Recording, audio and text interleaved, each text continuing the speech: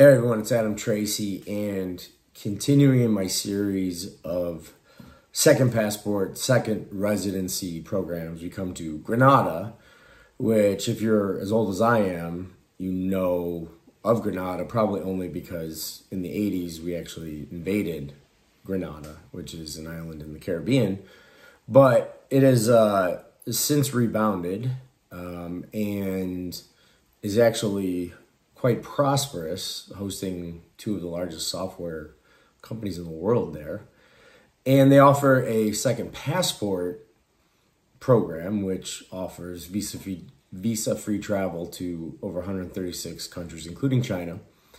And the costs are relatively minimal. So it's $150 per person plus for the original person, $175 for a couple. 200,000 max for a family of four, plus 5,000 due diligence fee for every person over the age of 17. And the alternative is, of course, the real estate investment, which is a minimum of 250,000 plus a $50,000 fee that the government keeps, and the caveat being that you have to hold on to that property for a period of 5 years.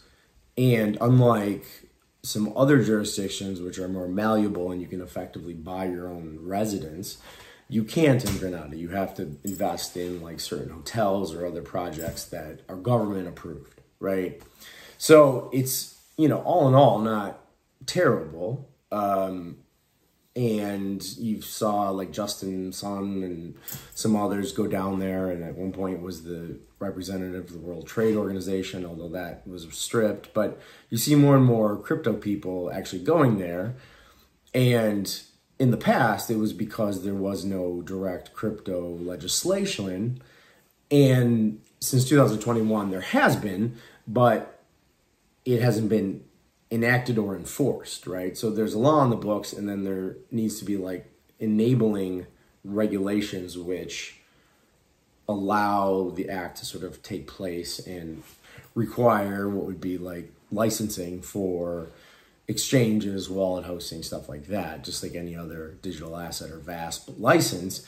And the one problem I see with it from a crypto perspective is that when you read the statute as is, which again isn't live, so to speak, is that for any entity registered under the act, whether it be like a centralized exchange or wallet hosting, what have you, there is a requirement that it hold on reserve 40% of its assets, of its customer assets at any given time. So, for instance, you've got $1 million in crypto assets, you have to set aside an additional 400,000 as almost like security for your ongoing operations. It's like this default sort of deposit liquidity requirement, which in the absence of true regulation, right, or the enactment of said regulation, who knows how that's going to be interpreted or even if it would sustain, because it's really not competitive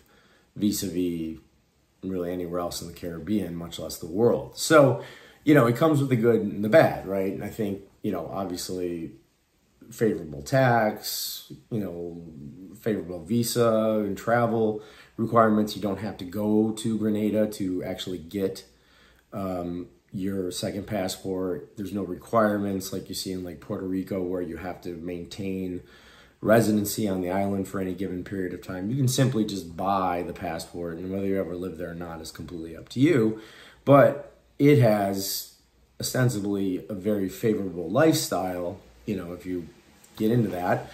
And it's not a very big tourist destination in the sense of when you compare it to like Antigua or places like that where they thrive on tourism. Well, there's actual outposts of various international like software companies and like that really keep the economy going, as opposed to its sort of offshore financial center business, which isn't that big, right? Isn't that big, but growing bigger. So, that's Grenada. It's a mixed bag. Yes, not terribly expensive, not the cheapest, not a lot of flexibility in terms of how you could invest and still obtain your passport. And then for crypto people, is it the best place? Obviously, you can live there and not license there, right? When it is a possibility, which is not now, but long term, who knows? So that's my take. Definitely hit me up if you have any questions. Adam at adamtracy.io, and I'll talk to you next time. Cheers.